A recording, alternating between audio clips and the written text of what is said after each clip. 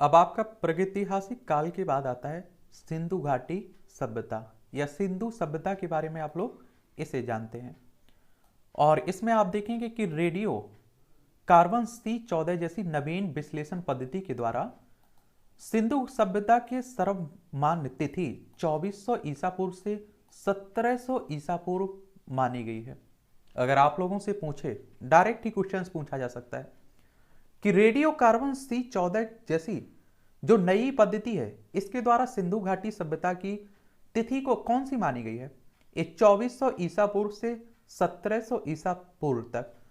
और सिंधु सभ्यता का जो विस्तार रहा है वो त्रिभुज आकार का रहा है, त्रिभुज के आकार का रहा है।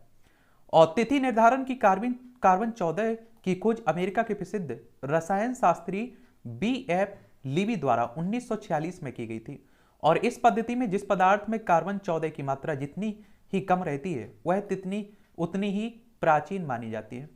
तो इन रसायन शास्त्री का नाम आप लोग याद रखिएगा, B.F. लीवी का 1946 में इसकी खोज की थी इन्होंने। और सिंधु सभ्यता की खोज 1921 में राय बहादुर दयाराम साय ने की थी। कब? 1921 में राय बहादुर दयाराम साहनी ने। सिंधु सभ्यता को आग ऐतिहासिक, प्रोटो हिस्टोरिक अथवा कांस्य युग में भी रखा जा सकता है। और इस सभ्यता को मुख्य निवासी द्रविड़ और भूमध्य सागरीय थे। इस सभ्यता के लोग सर जॉन मार्शल भारतीय पुरातत्व सर्वेक्षण विभाग के तत्कालीन महानिदेशक थे। इन्होंने 1924 में सिंधु घाटी सभ्यता नामक एक उन्नत नगरीय सभ्यता पाए जाने की विधिवत घोषणा की थी। और सिंधु सभ्यता के सर्वाधिक पश्चिमी पुरास्थल दास्क नदी, कौन सी? दास्क नदी के किनारे स्थित सुतकांगे डोर बलूचिस्तान, पूर्वी पुरास्थल हिंडन नदी के किनारे आलमगीरपुर जिला मेरठ उत्तर प्रदेश, उत्तरी पुरास्थल चेनाब नदी के तट पर अखनूर के निकट मांद्रा जम्मू कश्मीर व दक्षिणी पुरास्थल गोदावरी नदी के तट पर दाइमाबाद जिला अहमदनगर महाराष्ट्र में देखने को मिलेंगे। और सिंधु सभ्यता या सैंधव सभ्यता नगरीय सभ्यता थी। किस तरह की? नगरीय सभ्यता थी ये। और सैंधव सभ्यता से प्राप्त परिपक्व अवस्था वाले स्थलों में केवल 6 को ही बड़े नगरों की संज्ञा दी गई है। कौन कौन से हैं? ये मोहनजोदड़ो देखने को मिलेगा, हड़प्पा देखने को मिलेगा, ये गनवारी वाला, राखीगढ़ी, धौलावीरा, कालीबंगन आपको देखने को मिलेगा। धौलावीरा भारत में सिंधु घाटी सभ्यता की पहली साइट है जिसे यूनेस्को ने 2021 में विश्व विरासत स्थल की सूची में शामिल किया था। धौलावीरा भारत में सिंधु घाटी सभ्यता की पहली साइट है जिसने यूनेस्को ने, जिसे आप देखते हैं कि विश्व विरासत स्थलों की सूची में शामिल किया था। और स्वतंत्रता प्राप्ति पश्चात हड़प्पा संस्कृति के सर्वाधिक स्थल गुजरात में खोजे गए। कहां? गुजरात राज्य में। और सिंधु घाटी सभ्यता का सबसे बड़ा स्थल मोहनजोदड़ो है। सिंधु घाटी सभ्यता का सबसे बड़ा स्थल कौन सा है? ये मोहनजोदड़ो आपको देखने को मिलेगा। जबकि भारत में इसका सबसे बड़ा स्थल राखीगढ़ी घग्गर नदी है के किनारे जो हरियाणा हिसार में देखने को मिलेगा। इसकी खोज 1963 में सूरज भान ने की थी। किसने? सूरज भान ने की थी। अगर आप लोग देखिए मैप में देखना चाहें ना तो देखिए ये आपको गुजरात देखने को मिल जाएगा। क्या? ये देखिए गुजरात है, ये आप देखेंगे यहां हरियाणा आपको देखने को मिल जाएगी। तो यहीं की बात हो रही है। और आप देखेंगे कि इसकी खोज किसने की थी राखीगढ़ी की? सूरज भान ने। कब? 1963 में। लोथल और सुतकोतदा सिंधु सभ्यता का बंदरगाह था। लोथल और सुतकोतदा जुते हुए खेत और नक्काशीदार ईंटों का प्रयोग के साक्ष्य कालीबंगन से प्राप्त हुए। जुते हुए खेत और नक्काशीदार ईंटों का प्रयोग कहां साक्ष्य मिले हैं? कालीबंगन से प्राप्त हुए हैं। और ये भी आप लोगों को याद रखना चाहिए, मोहनजोदड़ो से प्राप्त स्नानागार संभवतः सैंधव सभ्यता की सबसे बड़ी इमारत थी। या आप लोगों से पूछ ले कि स्नानागार कहां से मिला है? मोहनजोदड़ो से। या सैंधव सभ्यता की सबसे बड़ी इमारत कहां से मिली है? मोहनजोदड़ो से स्नानागार। और जिसके मध्य स्थित स्नान कुंड 11.88 मीटर लंबा, 7.01 मीटर चौड़ा और 2.43 मीटर गहरा है। अग्निकुंड लोथल और कालीबंगन से प्राप्त हुए। अग्नि के कुंड लोथल और कालीबंगन से प्राप्त हुए। मोहनजोदड़ो से प्राप्त एक सील पर 3 मुख वाले देवता, इसमें आप देखिए पशुनाथ की मूर्ति भी मिली है। इनके चारों ओर हाथी हैं, गेंडा है, चीता है और भैंसा विराजमान है। तो ये भी आप लोग याद रखें। कई बार पूछ लेता है कि मोहनजोदड़ो से जो एक सील पर 3 मुख वाले देवता मिले थे पशुपति नाथ साहब, उनके चारों तरफ कौन कौन से जानवर हैं? हाथी, गैंडा, चीता और भैंसा। मोहनजोदड़ो से नर्तकी की एक कांस्य की मूर्ति मिली है। कहां से? मोहनजोदड़ो से। हड़प्पा की मोहरों पर सबसे अधिक एक सिंगी पशु का अंकन मिलता है। यहां से प्राप्त एक आयताकार मोहर में स्त्री के गर्भ से निकलता पौधा भी दिखाया गया है। और मन के बनाने के कारखाने लोथल चन्हीउदेड़ो से मिले हैं। मन के बनाने के कारखाने। सिंधु सभ्यता की लिपि भाव चित्रात्मक थी और यह लिपि दाईं से बाईं ओर लिखी गई थी। किससे? दाईं से बाईं ओर। और जब अभिलेख एक से अधिक पंक्तियों का होता था तो पहली पंक्ति दाईं से बाईं और दूसरी बाईं से दाईं ओर लिखी गई थी। और लेखन कला की उचित प्रणाली विकसित करने वाली पहली सभ्यता सुमेरिया की सभ्यता थी। और सिंधु सभ्यता के लोगों ने नगरों और घरों के विन्यास के लिए ग्रिड पद्धति अपनाई हुई थी। और घरों के दरवाजे खिड़की सड़कों की ओर ना खुलकर पिछवाड़ी की ओर खुलते थे, पीछे की ओर। यानी कि बड़े शांति प्रिय लोग रहे होंगे। केवल लोथल नगर के घरों के दरवाजे मुख्य सड़कों की ओर खुलते थे। सिंधु सभ्यता में मुख्य फसलें थी गेहूं और जौ। और सिंधुवासी मिठास के लिए शहद का उपयोग करते थे। जो आप लोग मधुमक्खी पालन देखते हैं ना, उसी शहद का। मिट्टी से बने हल का साक्ष्य बनवाली में मिला है। कहां? बनवाली में। रंगपुर और लोथल से चावल के दाने मिले हैं और जिनसे धान की खेती होने के प्रमाण मिलता है। चावल के प्रथम साक्ष्य लोथल से ही प्राप्त हुए हैं।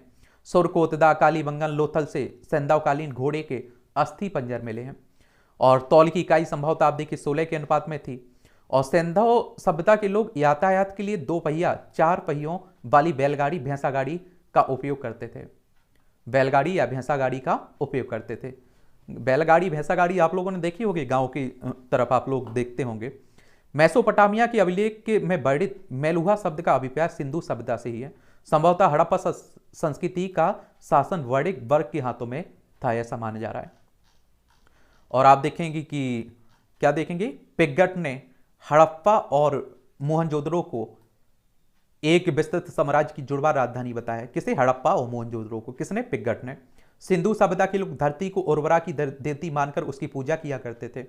और वृक्ष पूजा, शिव पूजा के प्रचलन के साक्ष्य भी आप देखिए सिंधु सभ्यता से मिलता है। ये सिंधु सभ्यता के काल में विदेशी व्यापार कहां से होता था? आयात, यानी कि आप लोग खरीदते कहां से, कौन सी बस्ती थी? तो तांबा आप देखिए खेतड़ी बलूचिस्तान ओमान से आता था। चांदी आपकी अफगानिस्तान ईरान से आती थी। सोना कर्नाटक अफगानिस्तान ईरान से आता था। टेन आपका अफगानिस्तान ईरान से आता था। गोमेदे सौराष्ट्र से आता था। लाजवर्ती मेसोपोटामिया से। सीसा ईरान से आता था। स्वास्तिक चिन्ह संभवतः हड़प्पा सभ्यता की देन है। इस चिन्ह से आप देखिए सूर्योपासना का अनुमान लगाया जाता है। और सिंधु घाटी के नगरों में किसी भी मंदिर के अवशेष नहीं मिले हैं। और सिंधु सभ्यता में मातृ देवी की उपासना सर्वाधिक प्रचलित थी। और पशुओं में आप देखिए कुबड़ वाला सांड इस सभ्यता के लोगों के लिए विशेष पूजनीय था। और स्त्री मृद मूर्तियां, मिट्टी की मूर्तियां अधिक मिलने से ऐसा अनुमान लगाया जाता है कि सिंधु समाज मात्र सत्तात्मक था। ठीक है। और सिंधुवासी सूती और ऊनी वस्त्रों का प्रयोग करते थे। मनोरंजन के लिए सिंधुवासी मछली पकड़ना, शिकार करना, पशु पक्षियों के आपस में लड़ाना, चौपड़ और पासा खेलना इनके उस समय मनोरंजन के साधन थे। आज जो आप लोग व्हाट्सअप, ट्विटर, फेसबुक इस तरह से मनोरंजन करते हैं ना, गेम खेलकर मनोरंजन करते हैं, तो उस समय सिंधु सभ्यता के लोग काले रंग से डिजाइन किए गए हुए लाल मिट्टी के बर्तन बनाते थे। और आप देखिए सिंधु घाटी के लोग तलवार से परिचित नहीं थे। किससे? तलवार से परिचित नहीं थे। कालीबंगन एकमात्र हड़प्पा कालीन स्थल है जिसका निचला शहर सामान्य लोगों के रहने के हेतु भी किले से घिरा हुआ था। कालीबंगन का अर्थ है काली चूड़ियां। और यहां से पूर्व हड़प्पा इस तरह के खेत जोते जाने के और अग्नि पूजा की प्रथा के प्रमाण भी मिले। पर्दा प्रथा और वेश्यावृत्ति सिंधु सभ्यता में प्रचलित थी। और शवों को जलाने गाड़ने वाली यानी दोनों प्रथाएं आप देखते हैं प्रचलित थी। हड़प्पा में शवों को दफनाने की, जबकि मोहनजोदड़ो में जलाने की प्रथा थी। लोथल और कालीबंगा में योग समाधियां मिलती हैं। सिंधु सभ्यता के विनाश का संभवतः सबसे प्रभावी कारण बाढ़ माना गया है कि बाढ़ आ गई होगी और सिंधु सभ्यता खत्म हो गई होगी। आग में पकी हुई मिट्टी को टेराकोटा कहा जाता है। ठीक है।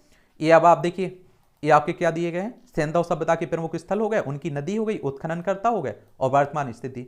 एक बात आप लोग याद रखिएगा, इनसे क्वेश्चंस आपकी परीक्षाओं में पूछे जाते हैं, डायरेक्ट ही पूछ लेता है कि हड़प्पा स्थल कौन सी नदी के किनारे है? रावी नदी के किनारे है। हड़प्पा आपकी रावी नदी के किनारे है। पाकिस्तान के पंजाब प्रांत का साहिवाल जिले में देखने को मिलेगा। इसकी खोज आप देखिए 1921 में दयाराम साहनी ने की थी। फिर आप देखिए आगे चल के माधव स्वरूप वत्स ने 1926 में, व्हीलर ने 1946 में। मोहनजोदड़ो आपका सिंधु नदी के किनारे है। ये आप देखिए पाकिस्तान के सिंध प्रांत का लरकाना जिले में देखने को मिलेगा। इसकी खोज 1922 में राखलदास बनर्जी ने की थी। मैके ने 1927 में, व्हीलर ने 1930 में की थी। चंदोदेड़ो ये आप देखिए कि सिंधु घाटी, सिंधु नदी के किनारे देखने को मिलेगा। सिंध प्रांत पाकिस्तान, नवाब शहर जिले में। और मैके ने इसकी खोज 1925 में की थी। एनजी मजूमदार ने 1931 में इसमें उत्खनन करवाया। कालीबंगन में आप देखिए घग्गर नदी के किनारे राजस्थान का हनुमानगढ़ जिले में देखने को मिलेगा। इसकी खोज 1951 में। उत्खननकर्ता कौन रहे हैं? अमलानंद घोष और बी भी लाल और बी के थापर, इन्होंने 1961 में आगे चल के इसमें और उत्खनन करवाया। कोट दीजी सिंधु में देखने को मिलेगा, सिंधु नदी। और सिंध प्रांत का खैरपुर स्थान में फजल अहमद ने 1953 में। रंगपुर आपका मादर नदी के, गुजरात का काठियावाड़ जिला, रंगनाथ राव द्वारा 1953-54 में। रोपड़ ये आप देखिए सतलज पंजाब का रोपड़ जिला, यगदत्त शर्मा के द्वारा 1953 से 56 में। और लोथल में आप देखिए भोगबा ये गुजरात का अहमदाबाद जिला, ये रंगनाथ राव 1954 में। आलमगीरपुर ये हिंडन में उत्तर प्रदेश का मेरठ जिला, यगदत्त शर्मा के द्वारा 1958 में। सूतकांगेडोर ये दास्क पाकिस्तान के मकरान में समुद्र तट के किनारे, ऑरेल स्टाइन 1927 में। बनमाली ये रंगोई में हरियाणा का हिसार जिला, रविंद्र सिंह बिष्ट 1974 में। धोलावीर आप देखिए लूनी नदी के गुजरात के कच्छ जिले में देखने को मिलेगा, खादिर द्वीप पर। और जीपी जोशी 1967-68 में, रविंद्र सिंह बिष्ट 1990-91 में इसकी उत्खनन करता रहे। शोध का है ये सादिकोर ये दा बलूचिस्तान में, जॉर्ज डेल्स 1962 में इसके उत्खनन करता रहे। तो एक बार और अच्छे से इन्हें पढ़ लीजिएगा आप लोग। तो ये आपकी हो जाती है कौन? सिंधु घाटी सभ्यता की कहानी खत्म होती है।